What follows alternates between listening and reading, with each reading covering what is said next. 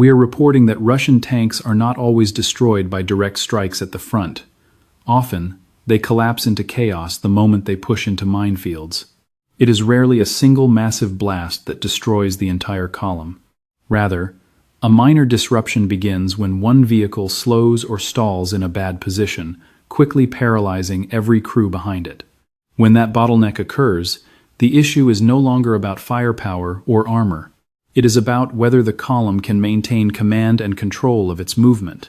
And once that tactical control is lost, the advance stops being a real, coordinated assault. So why are Russian mechanized units still being ordered into areas where minefields trigger these devastating chain reactions? What makes these approach corridors so tight that a single disabled vehicle throws the entire column into chaos? And what is actually happening on the ground along the deadly paths these tanks are forced to run? Stay with military force as we break this down. Russian mechanized pushes often fail due to a weakness that develops long before engaging Ukrainian defenders. The vulnerability is built into the route itself. Tanks, APCs, and IFVs are regularly funneled into tight approach lanes hemmed in on one side by dense tree lines, fortified trenches, embankments, or rough terrain, while the other flank is blocked by rubble, ruins, or obstacles restricting lateral escape. Once an armored column enters, its tactical options shrink instantly. On open ground, heavy armor can disperse and increase tactical spacing, maneuvering freely if threats emerge ahead. In a tight corridor, that critical flexibility vanishes. Our intelligence shows vehicles tailing each other closely along the exact same path, making every crew hostage to the lead vehicle.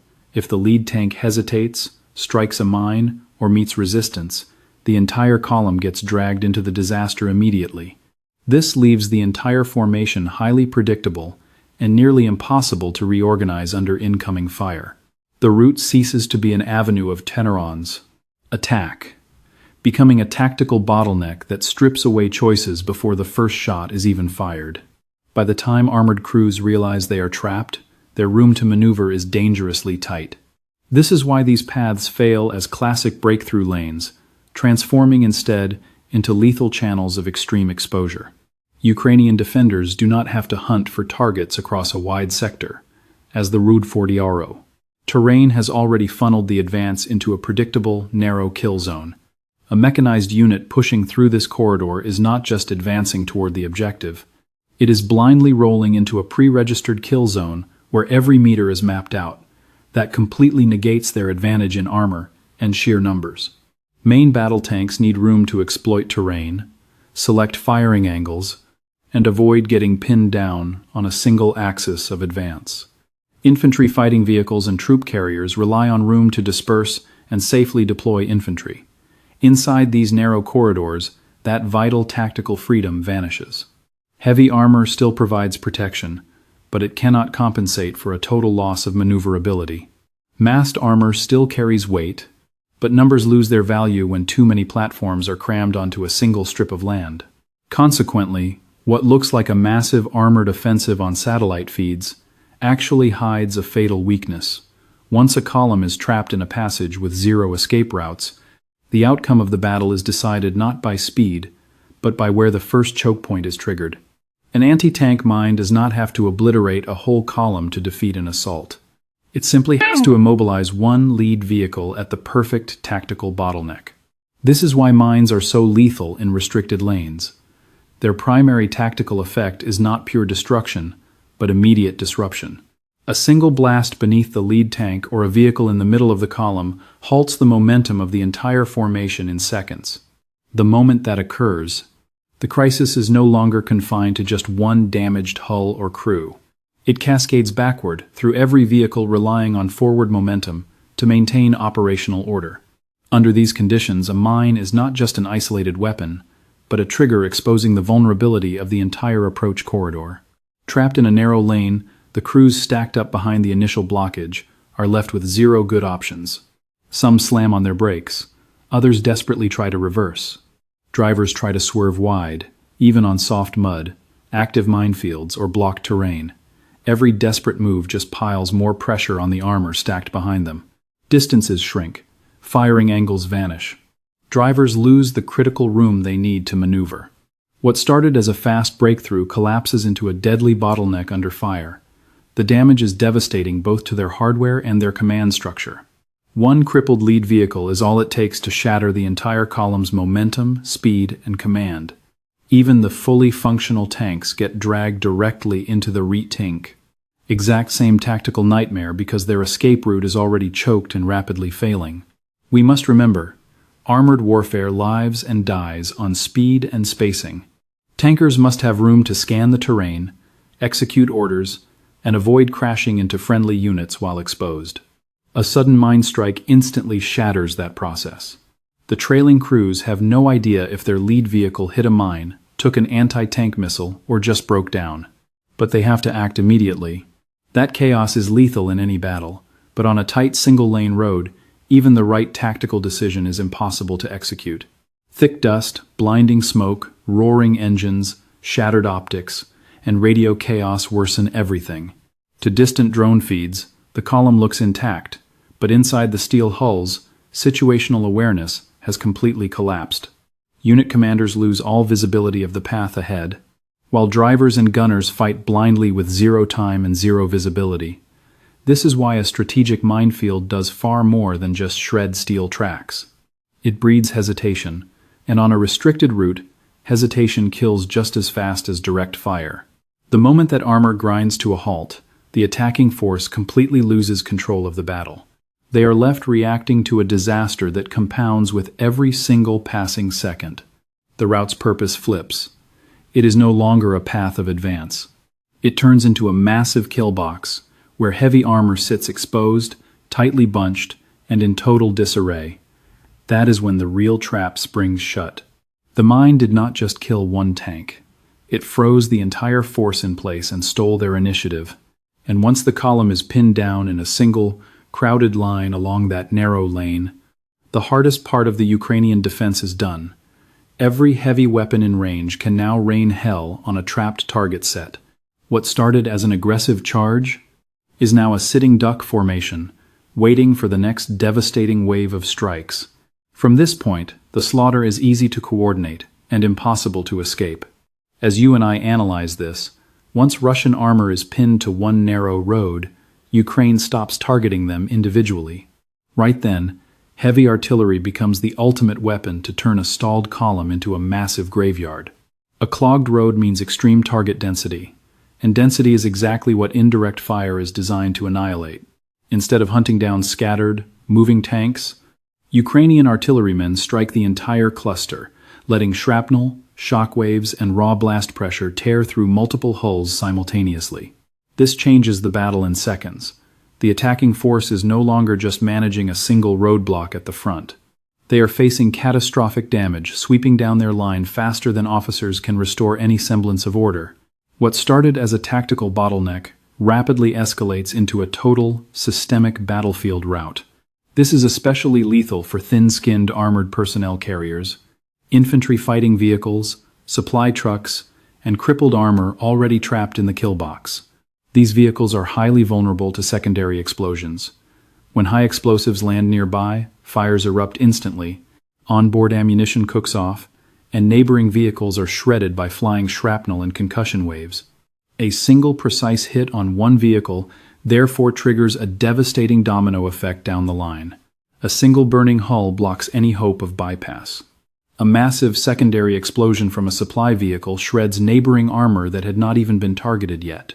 Panicked crews bail out, abandon their armor, or lose radio contact. In this hellscape, artillery does far more than smash metal. It completely weaponizes the chaos that was already suffocating the column. Timing is absolutely critical for this coordinated layer of fire. Catching the formation right after the lane is choked ensures maximum devastation when vehicles are bottlenecked and completely immobilized.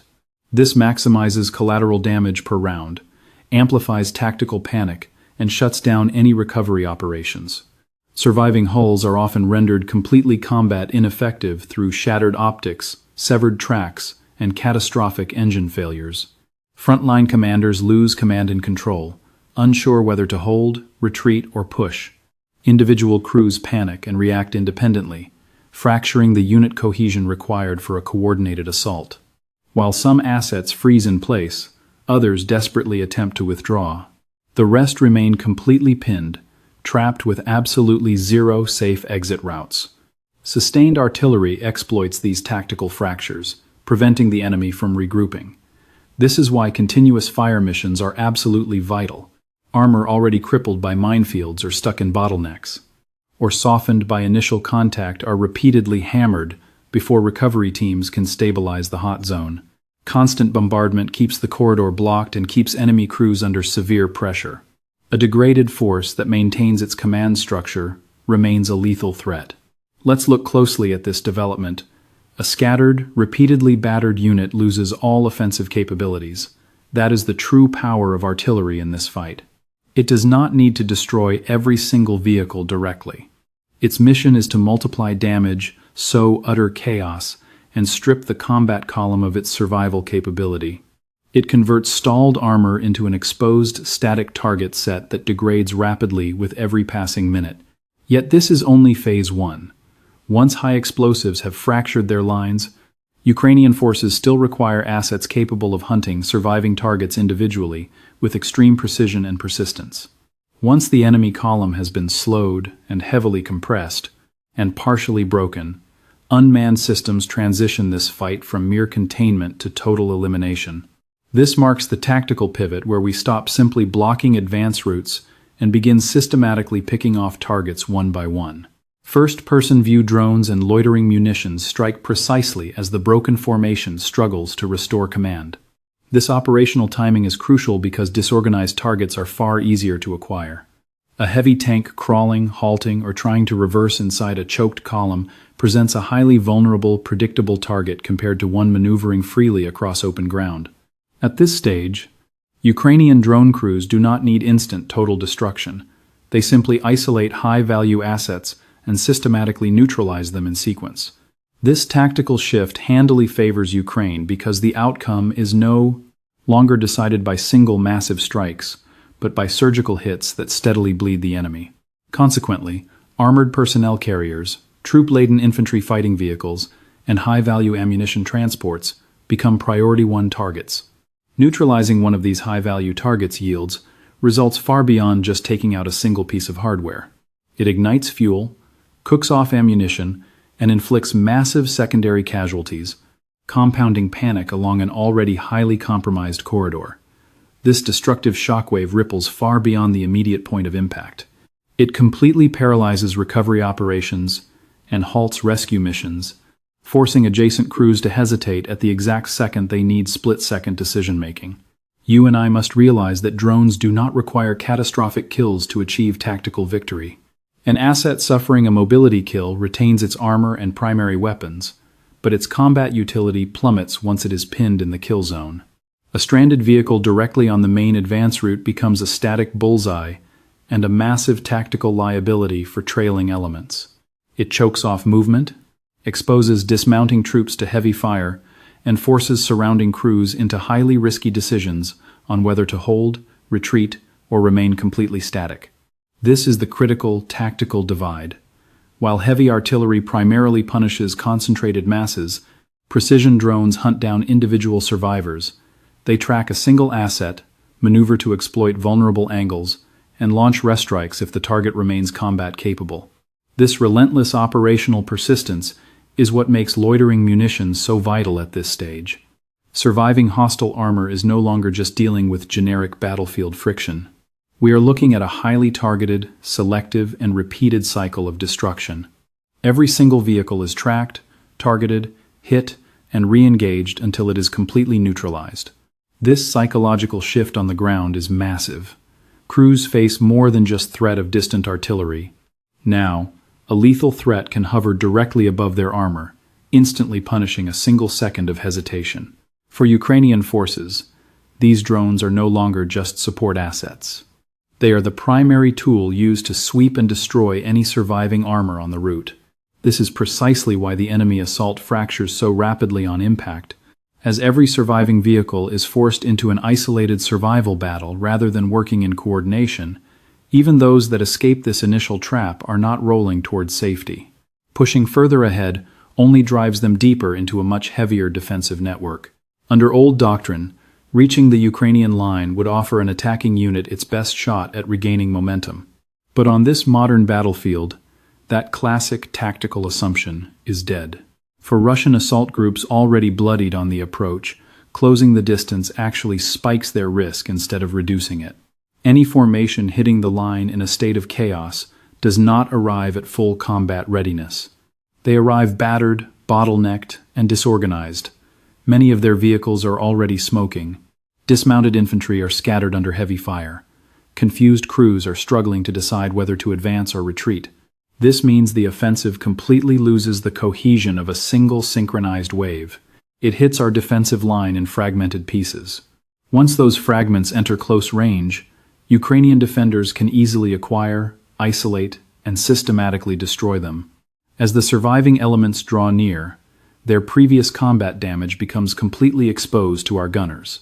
What once seemed like relentless pressure now looks like absolute vulnerability. This is where the tactical defense becomes decisive. Ukrainian infantry dug into tree lines and trench systems do not have to scan wide areas for targets. The remaining Russian armor is driving straight into their crosshairs. Exposed infantry scrambling for cover are caught in brief, highly vulnerable windows. Any armor attempting to push onward directly exposes itself to anti-tank weapons, direct fire, and observation from pre-sighted high ground. At this close range, raw forward aggression is no longer rewarded. It rewards preparation, concealment, and precise timing. This completely redefines military proximity. Historically, closing the distance seized the initiative and slashed the defender's reaction time.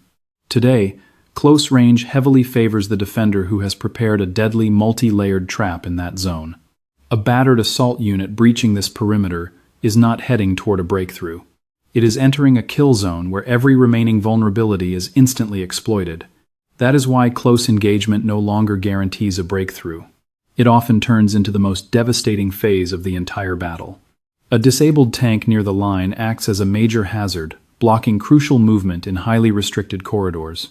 Scattered infantry units become easy targets because they must cross fields already pre-sighted by defensive fire.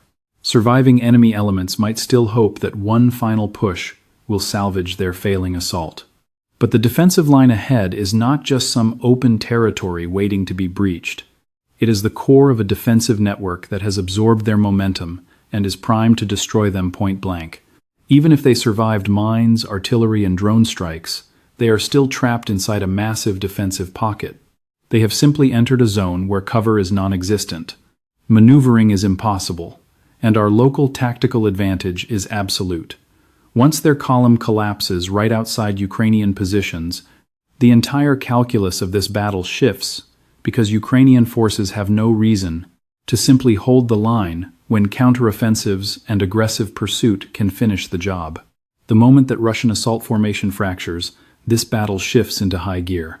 Ukrainian commanders are no longer focused merely on holding the line at the point of contact. We are moving rapidly to ensure surviving enemy units cannot regroup, recover, or execute an orderly retreat. This tactical transition is critical, because even a shattered force remains highly dangerous if given breathing room to reorganize. Scattered enemy infantry will always regroup.